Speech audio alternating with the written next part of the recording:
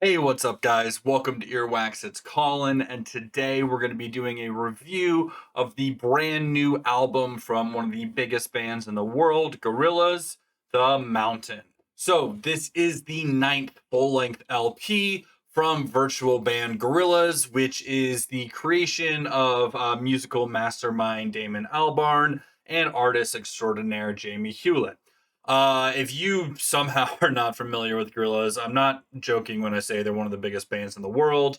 They're constantly breaking records. They, sell out stadiums every time they tour, and they've been one of my favorite bands for a very long time. There's probably moments in my life that I would say they were like my favorite band. Obviously that's such a loaded title to give to a band, especially when you listen to as much like different music as I do. But they're definitely one of my favorites. They're always in heavy rotation, and yeah, I don't think I've ever disliked anything they've put out. So take that with a grain of salt. I definitely don't love every song they've ever done, and I do think that some of their albums are objectively better than others, and I think that some of their albums are just like I prefer over certain other ones, even if they're maybe not like objectively as good. But that being said, I don't think they've ever put out anything like truly bad. And this album is certainly no different. But before we get into the music itself, I did get the box set for this album. The last few albums they've gotten, I've tried to do either like the box set or deluxe edition or whatever. Maybe not like the most expensive version, but somewhere in that range. Because yeah, I love them. I do have, I think, their entire discography on vinyl minus the singles collection, which is pretty hard to find. Like I know it's pretty rare, but yeah, I definitely the last few I've gone with the heftier like box set editions. But before we do get into this, if you could please comment, like, subscribe if you haven't already. All that stuff helps out my channel a ton. We are inching ever closer to 300 subscribers, and we're going to do a pretty cool giveaway when I do get to that number. So tell your friends, have them come over, subscribe to Earwax, and once we hit 300, we will do a really, really fun giveaway. But without further ado, let's talk about the release, this box set of The Mountain by Gorillaz. So first off, let's just talk about like the box that it comes in, which I absolutely love. It's very minimalist. There's no like etching or labeling on the side. So like when this sits on my shelf, you're just gonna see like a black box. It's got the name of the album, The Mountain. I don't know what language this. I'm assuming it's Indian, or I don't know, Hindi. I don't know if there's like that's what you call the written language. I'm gonna be honest, I'm not super up to date with the complexities of the Indian language, but I'm pretty sure it just is the mountain, and whatever text this is. But yeah, other than that, it's really really high quality box, really smooth, sort of like satin black box. And then when we actually like open it up, and I'm trying to do this in a way um, it's easy to see. You've got just like the actual album right there in the front. So this is the actual like album artwork, the traditional artwork. And then you've got so we'll just look at the album itself for a second here. Um, so we'll take this out. So you've got the cover artwork, the back artwork, which I just think is absolutely incredible. Jamie Hewlett knocked it out of the park with this album. I think this is probably some of the best artwork he's ever done. Up there with Plastic Beach, which I think is the most like visually striking album they've ever done. You've got the inside too, which I absolutely love. Again, very much reminds me of Plastic Beach in just the sense that like all of the collaborators are animated, and there are a lot of collaborators on this album. I'll list them all when we start talking about the music. I'll mention some like throughout my review, but I definitely am gonna butcher some of the pronunciations of some of like the South Asian and like Indian musicians, so I apologize for that ahead of time. But you've got them all right here, animated. Some of them are a little bit more live action than others, but it's all still animated and I think like hand drawn for the most part, which is absolutely incredible. Then you've got the sleeves. So each inner sleeve, again, it's got some artwork on it. I love they're kind of using a little bit of real photography here with the characters sort of like animated in. The actual vinyl itself, They're just black vinyls, but again, really amazing artwork on the labels. Again, just like visually, this is hands down one of the best albums that they've ever done. And then you've got your you actually have like inserts here as well, which is just incredible. So you've got like the song track list on here. You've got some credits down here at the bottom. Um, Very good quality insert. Like it's super thick to the extent where like I keep thinking that there's another page to it, but there's not. And again, like deluxe edition box set, obviously, but they have a whole art book, and I actually haven't even looked at this art book yet. So we're gonna show some of it. I don't want to take the time to go through all of it, but I am gonna show some of that art book right now. And then you've got the CNT sides again, just all four members sort of like in these really cool, like sort of just in real life scenarios. And again, you've got the labels for this one. So just absolutely incredible artwork. Again, that's half of the fun of Gorillaz. There's no insert for this one, so that just the one insert. But again, I think Jamie Hewlett at top of his game with this stuff. So then you've got this, which is the booklet, and you've got this this tab to like pull the booklet out. We'll get into the booklet in a sec here. And then the box does come with a CD as well. Look at that. I mean, just the quality is incredible. So you've got the CD, or you've got, the CD actually in sleeves here. I don't even necessarily I'm not going to pull it out because I'm not going to listen to the CD. I'm going to leave it sealed. But then you've got like a booklet in the CD that talks about, um, again, it's just got like a bunch more artwork, imagery in it. It's got some lyrics, some poetry in it. Just absolutely incredible. And I don't know yet if this is the same artwork that's in the book. Because if it's not, then this is absolutely incredible. They've got so many different aspects. Here you go. Here's the stuff that was like on the insert. So that does lead me to believe that like it might be the same artwork that's in that book. And then you've got, again, it's a 2-disc CD. Again, this book is just like this case that it's in, super high quality, super well done, and yeah, worth every penny in my opinion. But then we have this. So we have this art book, which again I have not opened this yet. I wanted to do it first time here on camera. So I know if you've been watching a few of my videos, oh, this isn't even a book. This is just prints. Oh, okay. So they did something similar with like the Now Now and the Cracker Island box sets where they had just a bunch of like really high quality prints. Again, I'm not going to go through all of them, but I thought this was a book at first. It's not. It's just a series of prints. It does look like it's some of the same artwork that was in the CD booklet, just on like a bigger scale. But yeah, so what like I was saying, if you watched a few of my videos recently, I've kind of talked about a lot about my frustration with the delays and pre-orders. This one I got about a week and a few days after the release date of the album, so actually not that bad. My issue is more of the fact that like I got an alert that like the shipping label had been created, and then a week later is when it actually shipped. But the quality of this is incredible, and it more than makes up for the fact that I had to wait a little bit longer than normal.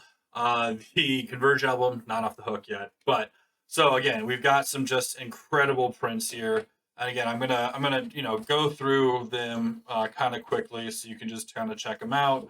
But yeah, absolutely, like the artwork, the story being told here, the story being told. Like, look at that, like it just takes you right into like where they are. If you haven't seen the short film, completely handwritten, absolutely gorgeous. It is like one of the best love letters to like old school 60s animation I've ever seen. It's like shortened versions of the mountain, the moon cave, and the sad god. So like the two opening tracks and the closing track on the album, and it just narratively is a really unique film. But yeah, this is I am going to go through all of them. We're going quickly, but like these are absolutely incredible. Yeah, if you ever wonder why I love Gorillaz so much, it's because of like just the amount of love and time that's put into this project by both of these guys, and then of course like all their collaborators is just incredible. So yeah, those are the prints. The back too.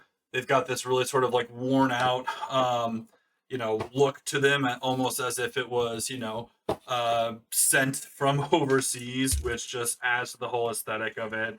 There's a reason that I'm willing to shill out for these box sets pretty much every time a new Gorillaz album comes out, because the quality is just it's always incredible. It's always stellar. I'll see if I can get this slip back over it without breaking it or ripping it. Oh, yeah, okay. Woo. Actually, really pleased that I did that. Um, yeah. So anyway, so this physical release, absolutely incredible. It leads to just how much, again, I love this album overall, but we'll get into that in a sec here. But yeah, definitely worth the wait, worth the penny, and super stoked to add this to my collection. All right, so with the physical release out of the way, let's talk about the music itself. That's the hardest thing. So this is a beast of an album. 15 songs coming in about an hour. I think it's like an hour and 9 minutes, hour and 10 minutes, somewhere around there. And it's it's one of the most unique albums in their discography, in my opinion, just because of like they went full in, like they bought 100% into the theme and the concept of not just narratively like the mountain and like what that represents and like what's happening with these characters at this point in their like storyline, but also like musically, using the amount of collaborated like South Asian Indian collaborators that they do, it's really kind of mind-blowing. But at the same time, it still very much sounds and feels like a Gorillaz album. There's moments that I get bits of like Plastic Beach. There's moments where I get bits of the Now Now. There's a lot of like the sounds that Damon has really been enjoying and exploring in these like later years of this project, where it's like a very heavy psych synth pop feel. So there's like the hip hop even is very restrained and very subtle with like the beats that are coming through. And yeah, it's pretty incredible what they're able to achieve here. You know, Gorillaz has always been about collaboration, right? I mean, going all the way back from the first album, the main theme of Gorillaz is collaborative. And there's some collaborators on this album that he's worked with before, and you could hear their touches on every song that they're on, like Johnny Marr or Paul Simonon.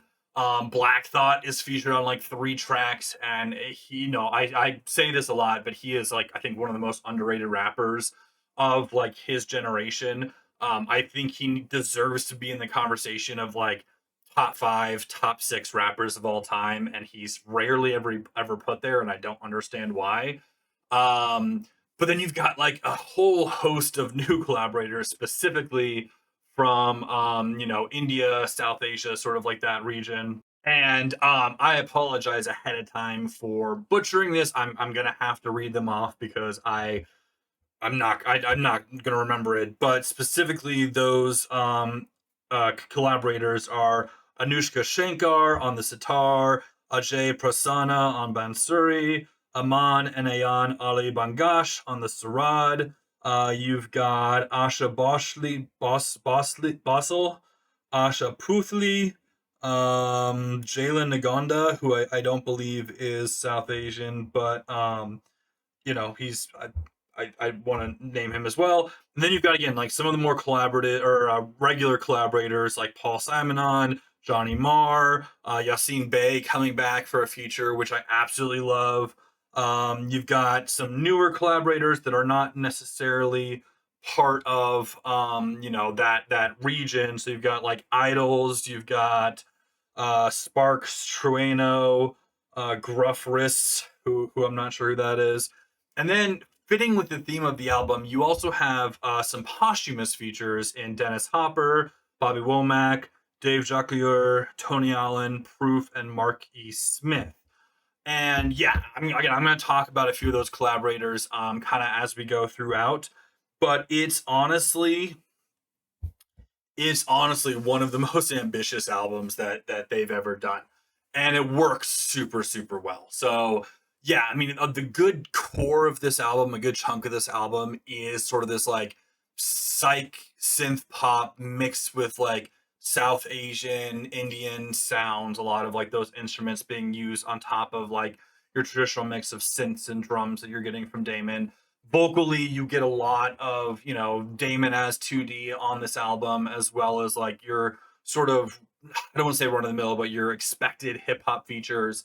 But then you've got a lot of other just sort of like weird out of left field features. The posthumous stuff is really cool too. So if you don't know the lore behind the characters of Gorillaz, so you've got 2D, Noodle, Russell, and Murdoch.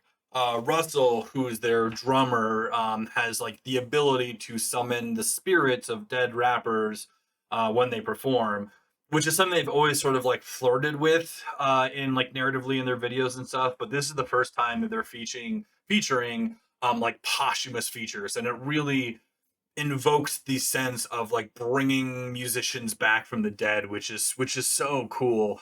And while they're all not super prominent, I mean, like Dennis Hopper's, I think is just like reworked bits from when he did Fire Coming Out of the Monkey's Head at the end of the opening track. Tony Allen's got some like brief sort of like vocal parts on like his feature. Some of them are a lot more pronounced, like the freestyle from Proof. So yeah, it's pretty wild. And thematically, this album deals with some very heavy topics. It deals with like death, rebirth, our place in the world as society, like how humans are behaving today. Some bigger issues than that, like tyranny and oppression. And yeah, it's super wild. Not that Gorillaz have ever like lacked lyrical depth, but I don't go super deep into lyrics in my reviews, and we're gonna do a track by track breakdown soon. So thank you guys all for staying with me. I feel like I have to talk about all this stuff right up front. Um, this might be their most lyrically like deep album that they've ever done. And I can see why, because a little bit of lore behind this album. So Damon Albarn and Jamie Hewlett, did a trip to India before they like really started, I think, getting into the writing process for this album.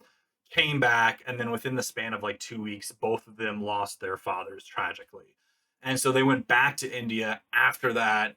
And a lot of the themes on this album, a lot of lyrical content, sort of like spawned from that grief and that like experience that they shared together. And they say from great pain comes great art.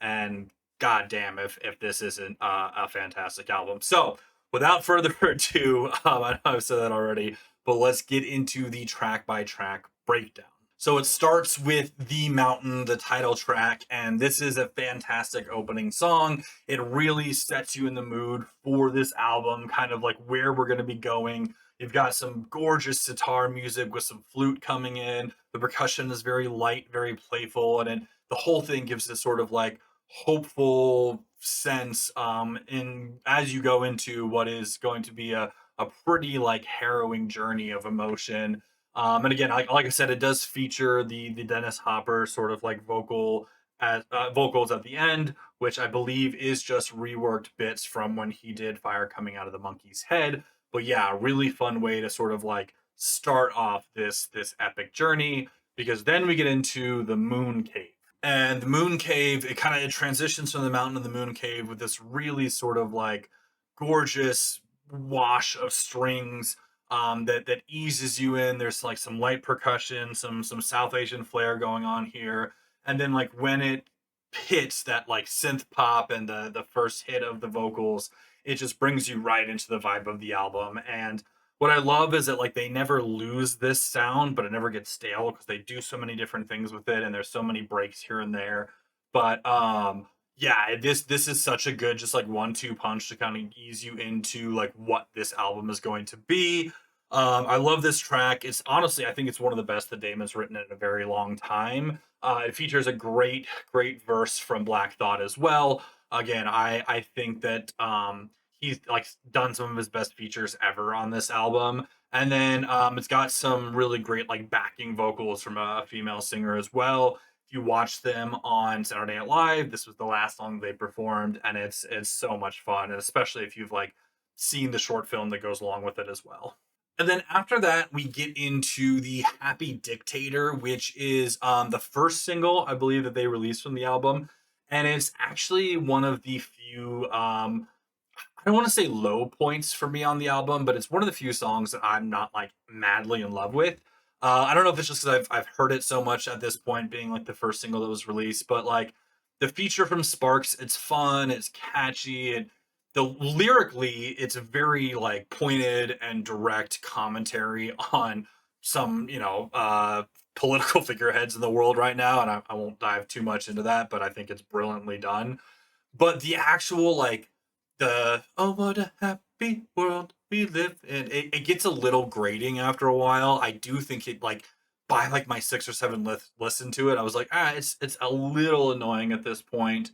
I do think the, instrumentation here is fun. It's a little punchy, a little bit more upbeat than what we've gotten before. But yeah, it's not my favorite song on the album. Not bad. Like it's not one I'm gonna skip.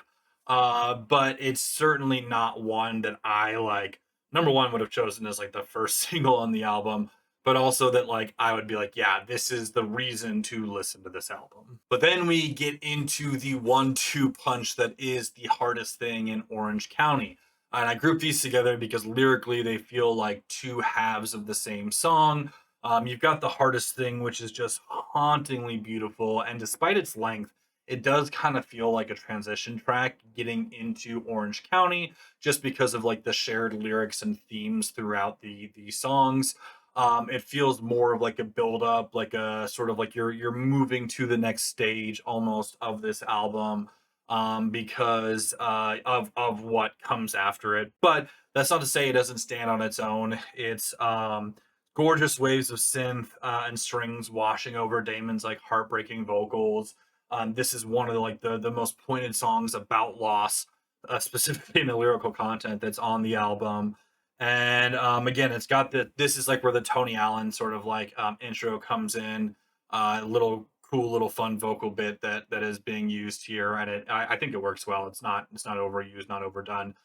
But then again, it crescendos into this very like sort of soft horn piece that feels like it's something is coming, and what that thing is Orange County, and Orange County is I'm gonna say a top 10 Gorilla song of all time. I think this song is incredibly well written.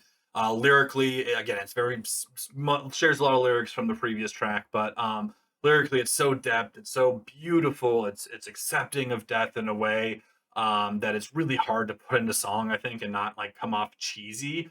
The whistling here is bright and it's fun and it's catchy and it reminds you that like life is to be celebrated and not exclusively mourned. And yeah, it's just oh god, it's so good. I love that the core like the vocal chorus ends and then that melody continues with like the sitar or the sitar, and it just works so well. Seeing this song performed live, not like in person yet, but on I think did it on like a few late night shows, and it's fucking incredible. Damon Albarn's vocals, the backing vocals as well, the sitar, all laid in with like the piano and the just the groove of this song is just it's so goddamn good. Yeah, I love this song. I think it's one of the best they've ever written. I think it's arguably the best song that they've written since Plastic Beach or like something off of Plastic Beach. There's a couple points in like my last second to last listen of this album, like the first time I was playing it on vinyl, and I really could kind of just like experience the sonic awesomeness of this song, and I was brought to tears a couple times. It's that good. And then we get into The God of Lying featuring Idols. And while I do like this song, um, it's my only really complaint is that I feel like it's in a weird placement on the track list. Like having this song after Orange County is a little jarring, and I don't think that's a bad thing because like I think it's this album is a journey, and so it's kind of ripping you out of like this blissful piece of Orange County into this dark, weird, trippy sort of out there track with Idols. It's it's a wild fun track. The bass hits hard. The percussion and drums are quirky. It feels like this whole song is really being driven by the rhythm section, and it's a little dark, it's a little mysterious. When the vocals come in, it's a very like muted and haunting vocal performance from the frontman for Idols, whose name I can't remember right now. But it's also kind of fun. It has lyrical themes of like addiction and self-loathing, and it's interesting for sure. There's this song more than anything else reminds me of some of the stuff that they did on like Humans, which not my favorite album of theirs by any means, but like they definitely took some risks and went in some weird directions, and I think this song kind of fits with that mold, and I'm glad that they did decide to get a little bit weird with it again, especially on this one. But then we get into the Empty Dream Machine, which brings us right back into the synth pop, the dreamy, sort of spacey elements that we've gotten on a lot of songs up to this point, and will continue to get on the songs after. It's gonna really heavy Indian, South Asian like vibes right off the bat with this one. Another fantastic verse from Black Thought. Again, he just absolutely delivers it on all the songs. I think it's 3 songs that he's featured on, and every single one is incredible. It doesn't necessarily stand out to me on the track list amongst all of the other high points of this style of song, of which there are many. But it also like doesn't need to. I think it's a great little sort of just like, hey, let's bring you out of the weird bad trip that was God of Lying back into like our main journey, and it very much feels like a like waves of emotion coming through, and this is kind of bringing you back up after the low of the God of Lying. And then we get into the Manifesto, and the Manifesto I think is the longest song on the album, clocking in at like 7 minutes and 40 seconds ish, I want to say. And this is another one that again, I don't dislike, it's just not my favorite, and it's not one that like I necessarily would listen to independently of listening to this whole album like in one sitting. So this features the posthumous verse from Proof, as well as the Spanish rapper Trueno. Probably mispronouncing that. If you guys can't tell, I'm not good at pronunciation of things. But yeah, so the first bulk of this song, it's got like this, Latin hip hop pop club feel from Trino. It's very hard hitting, it's high energy, it's in your face. It's not like it's not necessarily bad. Like I don't think it's bad by any means, but like it's just a little jarring. It takes me out of the immersion of the album just a little bit. The instrumentals I do think are really fun here. Again, it's very danceable. It's a very unique track sitting amongst the track list. But then once that sort of like dies off and you get Proof's verse, it feels like 2 completely different songs. You've got a little bit of like the percussion sort of like lingers around from the first part into like Proof's verse, and then once Proof's verse finishes, you get back to the Hispanic, Latin rapping, club feel stuff. Which again, it feels a little disjointed. It doesn't feel very cohesive overall.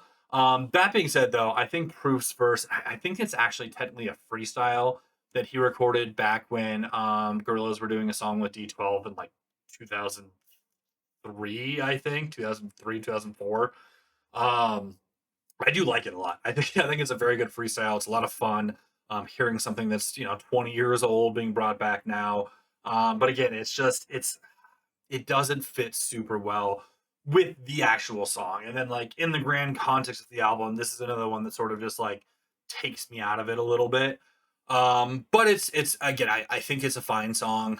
It's a little bit longer than I would want it to be. Like I don't necessarily think we needed that third part of the song, but still fun. And yeah, not going to complain about a little bit of upbeat energy on an otherwise pretty like laid back, dreamy, and at point somber album. And then we get into the Plastic Guru, and I love this song. This song, more than almost anything else, really makes me think of like some of the sounds and themes that we got on Plastic Beach. You got a Johnny Marr feature here, and he definitely shines through with some of the guitar work and the production, especially if you've like listened to some of his more recent solo stuff. The vocals here are incredible, super catchy, really fun, sort of like plucky, upbeat little synth melody. And yeah, I really like this. There's again some getting back into some of the more like Indian influences that really sort of just complement the parts that are already there without overwhelming the rest of the song. And yeah, I like this one a lot. And then we get into Delirium. And Delirium is I think the best version of this type of song that they've ever done, which is the like very electronic driven, sort of almost like haunted, upbeat, with like a vocal, like a almost spoken word vocal performance on it. Yeah, this one gives me Demon Day vibes. It gives me you know, just the weird quirkiness that like only Gorillaz can do so well. It's got another posthumous feature from Mark E. Smith of The Fall, who I absolutely love. And this is, I think, I think it's the best posthumous feature on the album. He does this like shouting spoken word bit in the middle over like these weird sort of like, again, crunchy beats and basses that again, it makes me feel of like Demon Days, almost even a little bit of like The Fall. And yeah, I love this song so much. This is probably like a top 3 on the album for me. And the more and more that I listened to it, the more I liked it. I love like the backing sort of like choir vocals too. Yeah, super fun song. And then we get into Damascus. And Damascus is taking a slight, you know, side trip from India into the Middle East a little bit with Omar Soleiman. Probably mispronounced that as well, but yeah, he is a Syrian singer, and I don't know the specific style of music that he does, like what it's called, but it's very, you can, you know, hear the Middle Eastern influence in it. And then it's also got Yassine Bey, formerly known as Mos Def, who is also, in my opinion, one of the most underrated rappers of all time. Should be in, you know, at least the conversation for like top 10 rappers of all time. And yeah, it's a really interesting sort of like call and response between the two of them. And again, energy goes right back up. This is upbeat, it's fun, it's in your face, it's dancey, and you've got like in these dueling parts between Omar and Yasin that's just really weird, but in the best possible way. I wasn't like 100% sold on it when I first listened to it, but by like my sixth or seventh listen, I was 100% bought in. I was like, this is another one of my favorite songs on the album. It's a party, it's a good time. Very pointed lyrics too about like consumerism and like, you know, cultural appropriation and stuff like that. Again, if you want to do a full breakdown of the lyrics, like just go read them because there's so much to unpack here. I could do an entire another video just on the lyrics of this album. But yeah, so much fun. Love the beat here. Love the energy that this brings to this part of the album, especially because we're getting into the last 4 songs, which are pretty heavy. So like this, it feels like a nice sort of like high point before we get into some of the darkest and deepest stuff on the album. And I say dark, it's not, you know, this album is very bright. Like there's a light shining across this entire album that's undeniable. But there's certainly parts and moments and lyrical content that brings you to a place of let's just say not celebration. And these last 4 songs really kind of do that. And that starts with the shadowy light. And this goes really all in on like the South Asian Indian vocals. It's really deep and introspective. Again, like it's kind of what I've been talking about, but just like this song in particular about humanity as a whole, really like shining a light on some of the ugliest parts of our society, but is complemented by this very light, floaty, dreamlike instrumentation that contrasts some of the lyrical content in a very beautiful way. And yeah, I really like this song. It's funny when I was like, when I was thinking about this album as a whole, I was like, well, you know, it's a long album, 15 songs, a little bit over an hour. Is there any of this that could have been cut? And I kind of came to these last 4 songs and being like, well, you know, they all have very similar themes, very similar vibes, very similar sounds. Like, do we need all 4 of them? And by the time I listened to it and was writing down my notes, I was like, no, it's they knew what they were doing. We pretty much need all of these because then we go from the shadowy light into Casablanca, which is a really fun song as well. We've got some features here from Paul Simonon and Johnny Marr, which are, you know, 2 of the greatest post punk musicians of all time. Really airy synths, almost sort of like a hypnotic rhythm here as well.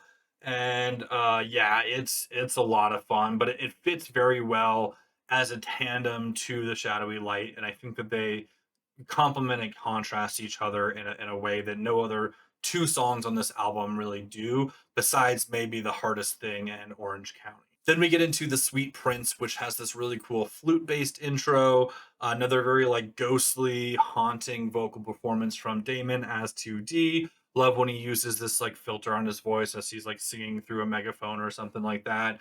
It gives a very like organically like removed sense for his vocals. It's got a really killer instrumental outro, and like I think you could have easily, ended the album here because this is kind of a very hopeful song. There's a lot of like, looking towards the future and seeing what comes next, and it seems like this would be a cool way to end an album that has been very heavy and very vocal about some of the issues it's talking about, and kind of ending on a lighter note. But instead of doing that, they end on The Sad God, and The Sad God is a brilliantly written, angry song about like how humanity has squandered what's been either given to us or what's been here, like this, depending on how you view the world and what your views are. Lyrically, this is it's a wild song. I have a hard time disagreeing with any of it, but you've got this very like playful percussion and bouncy synths right in the beginning, with these like very targeted lyrics from Damon. And then we get the single best Black Thought verse we've gotten on the entire album, just contrasting with the very like light instrumentation. And yeah, I don't feel like I need to go too much more into this one. Just go listen to it for yourself. But it's a hell of a way to end the album. So yeah, overall, I if you can't tell, I really really like this album. I'm not gonna tell you where I would put it in my Gorillaz like rankings of their albums because I want to do that video. So I think that might be maybe not the next one, but like the next few videos I do, I will do a ranking of my favorite Gorillaz albums or like what the order that I put them in.